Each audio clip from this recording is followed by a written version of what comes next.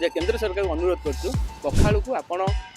GI tag मान्यता दिंतु एवं पखाल होउची ओडिशार 4.5 कोटी लोकंकर खाद्य गरीब देखैकी खाती धनी लोक लुचेकी खाती समेत पखाल खाती मो ना होउची प्रताप साहू मु लोक मानकर काम करुथिबा जने श्रमिक आज्ञा विगत दिन में पखाल दिवस मना जाइए पालन करावासी सर्वभारतीय स्तर में विश्व स्तर में भी जो ओडिया मान अच्छे पखाल दिवस किंतु आप पुणी थे पखाल दिवस पालन कर पखाल बा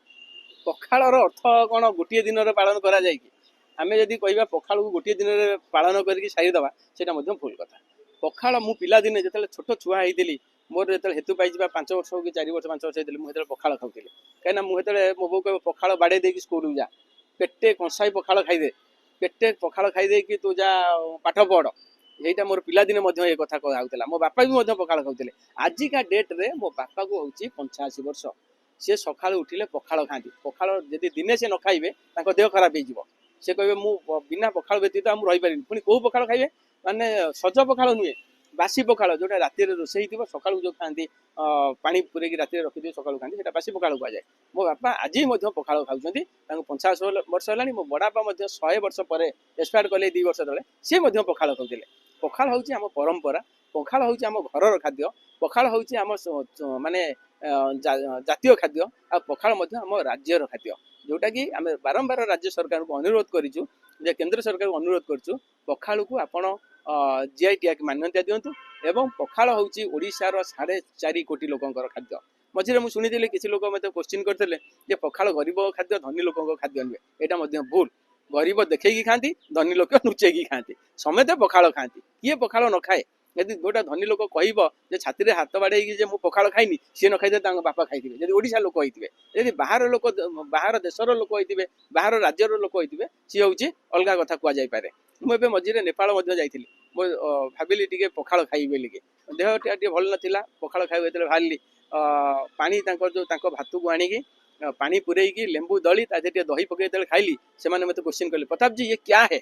मैं बोला ये ओडिशा का खाना है ये पखाल है से टाइम रे से समय आम वेस्ट बेंगल जड़े भाई थे सी कहते आम पानी भात आम को पानी भात कहू सी भी से पखाल आम पुरी जाइचु पुरी आम पानी भात खाई आसीचु आ पखाल को समस्ते लोक ग्रहण करती आ समस्ते खाती सरी एवं रिसेंट 20-25 दिन तले दिल्ली जड़े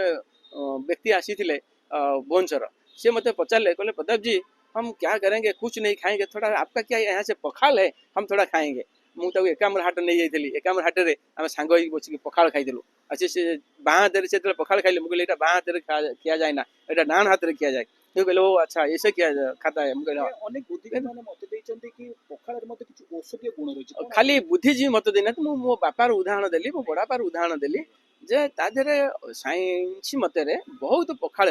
माने बैक्टेरिया रही जो बैक्टेरिया कि आमर औषध काम आसे शरीर में गला एक प्रकार औषध तैयारी हुए आ पखालर बहुत गुण रही पखाल सहित आप देखिए धनिया चटनी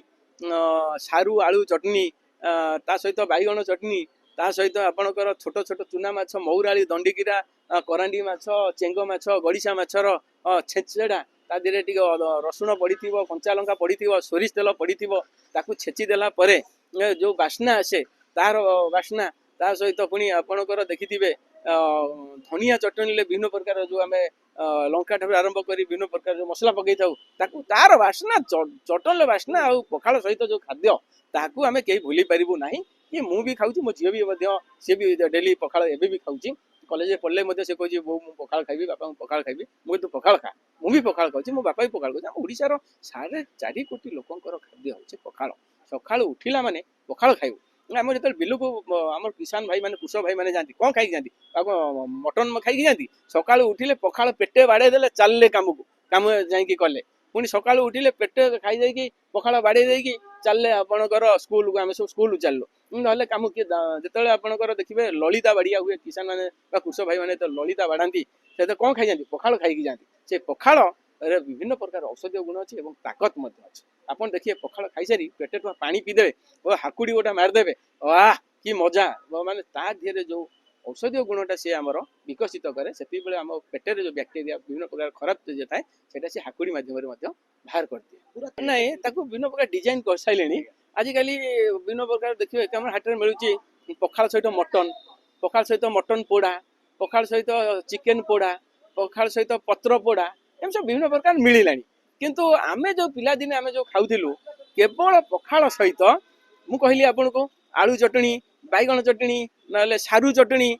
ତା ସହିତ ନା ଧନିଆ ପତ୍ରକୁ ଚଟଣି, ନହେଲେ ବିଲୁରୁ ଯେତେବେଳେ ଧାନ ସମୟରେ ଛୋଟ ଛୋଟ ଚୁନା ମାଛ, ମୌରାଳି, କରାଣ୍ଡି, ଦଣ୍ଡିଗିରା ମାଛ ଆଣିକି ତାକୁ ଭାଜିକି, ନହେଲେ ପୋଡ଼ିକି କାଉଣିଆ କାଠିରେ ତାକୁ ପୋଡ଼ିକି ଶିଳୁପୁତାରେ ତାକୁ ଛେଚିକି ତାକୁ କରୁଥିଲୁ ଚଟଣି। ଆଉ ତା ସହିତ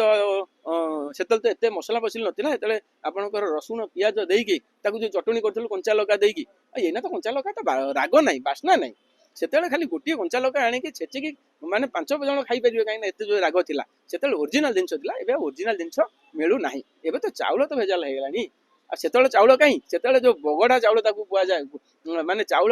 ପଖାଳ ସହ ପେଟକୁ ଗଲା ମାନେ ସକାଳେ ଯଦି 8ଟା ବେଳେ ଖାଇଛ ସେ ଯାଇ 1ଟା 2ଟା ବେଳେ ହଜମ ହବ। ତାର ମଧ୍ୟ ଯୋଉ ଚୁଡ଼ା ତା ଦେହରେ ଯୋଉ ତିଆରି ହଉଥିଲା ତାର ଆଉ ଚାର୍ମ ନାହିଁ। କିନ୍ତୁ ଆପଣ ଠିକ କଥା କହିଛନ୍ତି, ମୁଁ ଏଇଟା ମାନୁଛି, ମୁଁ ବି ନିଜେ ତାକୁ ସ୍ୱୀକାର କରୁଛି। ସେତେବେଳର ପଖାଳ ଆଉ ଏବେକା ପଖାଳ ଭିତରେ ତଫାତ ହେଇଛି ଯେ ଆଧୁନିକ ଯୁଗରେ ଆଧୁନିକ ପଖାଳ ହେଇଯାଇଛି, କିନ୍ତୁ ପୁରାତନ ଯୁଗରେ ଆମ ବାପା ବାପା ବଡ଼ବାପା ଜେଜେ ମାନେ ଯୋଉ ପଖାଳ ଖାଉଥିଲେ ସେ ପଖାଳ। ଅନେକ ପ୍ରକାର ପଖାଳ ଅଛି, କଣ କଣ ପଖାଳ ଅଛି ସେ ବିଷୟରେ ଟିକେ ଜାଣିବେ? ନାଇଁ, ପଖାଳ ଆପଣ ଦେଖିବେ ଜଗନ୍ନାଥ ମନ୍ଦିରକୁ ଯେତେବେଳେ ଯାଇଥିବେ 8 ପ୍ରକାର ପଖାଳ ଅଛି। ଜଗନ୍ନାଥ ମହାପ୍ରଭୁ 8 ପ୍ରକାର ଆପଣ ଦେଖିଥିବେ। ଗୋଟେ ଚାଇଁ ପଖାଳ ଅଛି, ଗୋଟେ ବାସି ପଖାଳ ବି ଅଛି। ଆପଣ ଦେଖିଥିବେ ବାସି ପଖାଳ ବହୁତ ସମୟ ଆପଣ ଖାଇଥିବେ, ଚାଇଁ ପଖାଳ ଖାଇଥିବେ। ଆଉ ଗୋଟେ ଦହି ପଖାଳ ମଧ୍ୟ ଅଛି, ସଜ ପଖାଳ ମଧ୍ୟ ଗୋଟେ ଅଛି। ଏମିତି ବିଭିନ୍ନ ପ୍ରକାର 8 ପ୍ରକାର ପଖାଳ ରହିଛି। ପଖାଳରେ ସବୁଠାରୁ ମହତ୍ତ୍ୱ ପଖାଳ ହେଉଛି ବାସି ପଖାଳ। ମୁଁ ତ ମାନି ନେଇ, କାହିଁକିନା ବାସି ସବୁ ପଖାଳରେ ଔଷଧୀୟ ଗୁଣ ଅଛି, କିନ୍ତୁ ବାସି ପଖାଳରେ ଟିକେ ଔଷଧୀୟ ଗୁଣ ଅଧିକା। ଆଉ ଆଗେ ଦେଖନ୍ତୁ ବାସି ପଖାଳ ଯୋଉ ହଉଥିଲା ମାଟି ହାଣ୍ଡିରେ ହଉଥିଲା, ପିତ୍ତଳ ହାଣ୍ଡିରେ ହଉଥିଲା। ଏବେ ତ ଆପଣ ଦେଖୁଛନ୍ତି ଓଭାନରେ ବସେଇ ଦଉଛନ୍ତି, ନହେଲେ ଆଉ କୋଉଥିରେ ବସେଇ ଦଉଛନ୍ତି। ସେ ପଖାଳ ଏ ପଖାଳ ଭିତରେ ସେଇଥିପାଇଁ ଡିଫରେନ୍ସ ହେଇଛି। ଶେଷ ପ୍ରଶ୍ନ ରହିବ, ପଖାଳକୁ ଯୋଉ ଜିଆଇ ଟ୍ୟାଗର ମାନ୍ୟତା ପାଇଁ ଦାବି ରଖିଛନ୍ତି, ତାର ସରକାରଙ୍କ ପାଖରେ କଣ ଆପଣ ଦାବି? ମୁଁ ରାଜ୍ୟ ଏବଂ କେନ୍ଦ୍ର ସରକାର, ବର୍ତ୍ତମାନ ଯୋଉ ବିଜେପି ସରକାର କେନ୍ଦ୍ରରେ ଅଛନ୍ତି, ରାଜ୍ୟରେ ମଧ୍ୟ ଅଛନ୍ତି। ଏବେ ଯୋଉ ପଖାଳ ଦିବସ ଗଲା, ବିଜେପି ସରକାର ଭଲ ଭାବରେ ମଧ୍ୟ ପଖାଳ ଦିବସ ମନେଇଛନ୍ତି। ମୁଁ ରାଜ୍ୟ କେନ୍ଦ୍ର ସରକାରକୁ ଅନୁରୋଧ କରୁଛି ଯେ ପଖାଳକୁ ଓଡ଼ିଶାର ଯୋଉ 4.5 କୋଟି ଲୋକ ଯୋଉ ପଖାଳ ଉପରେ ନିର୍ଭର କରୁଛନ୍ତି, 4.5 କୋଟି ଲୋକଙ୍କର ସ୍ୱାର୍ଥ ଏବଂ ପଖାଳର ଇଜ୍ଜତ ଏବଂ ପଖାଳର ମାନ ସମ୍ମାନ ରଖିବା ପାଇଁ ତାକୁ ଜିଆଇ ଟ୍ୟାଗରେ ମାନ୍ୟତା ଦିଅନ୍ତୁ। ଯଦି ଜିଆଇ ଟ୍ୟାଗ ଯୋଉନ ମାନ୍ୟତା ଦେବେ, ସେନ ଆମେ ଆହୁରି ପଖାଳ ଦିବସକୁ କେନ୍ଦ୍ର ସରକାର ଏବଂ ରାଜ୍ୟ ସରକାରକୁ ପଖାଳ ଦିବସ ମାଧ୍ୟମରେ ତାଙ୍କୁ ଧନ୍ୟବାଦ।